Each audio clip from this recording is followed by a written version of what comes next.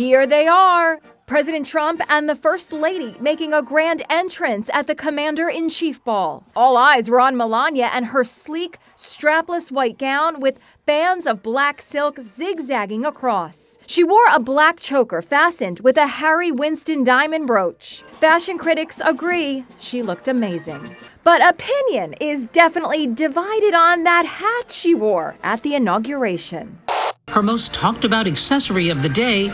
People are talking about the hat. Eric Javits is the hat's designer. People were also talking about how you couldn't see her eyes. A hat like that is supposed to be worn at eyebrow level. I think it depends on the camera angle. If the camera had been a little lower, you would have seen her eyes perfectly well. Did the hat cause a little trouble when the president went in for a kiss? It's very hard to kiss, and there was all this controversy. Women wore brims going back to Victorian times. It was sort of to define their space. He shared with us a secret of the hat that kept it from blowing away. It was an elastic, an invisible elastic that went underneath her chignon in the back of her hair.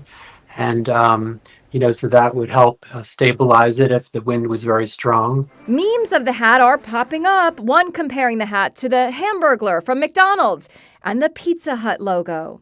You have to have a sense of humor about these things. Second Lady Usha Vance turned heads in a sparkly, strapless dress. Then there's this crowd-pleasing tradition as 4 military men and women march in and say, "May I have this dance?" Trump danced with a sergeant from the U.S. Space Force, while Melania twirled away with an Army sergeant. The dancing continued at the Liberty Ball. This was a family affair. Ladies and gentlemen, please welcome members of the Trump family.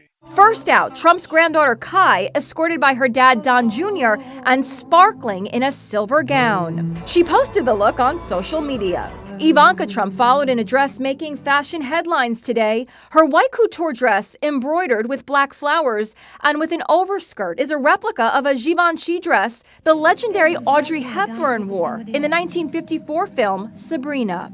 There were a few kooky moments. Billy Ray Cyrus's performance is being described as a disaster. I'm gonna take my horse to the old town road.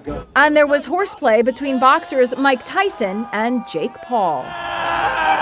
And Hulk Hogan did a striptease of sorts when he appeared on Fox and then fake wrestled host Jesse Waters. All right. But no one could take attention away from Melania and that gown.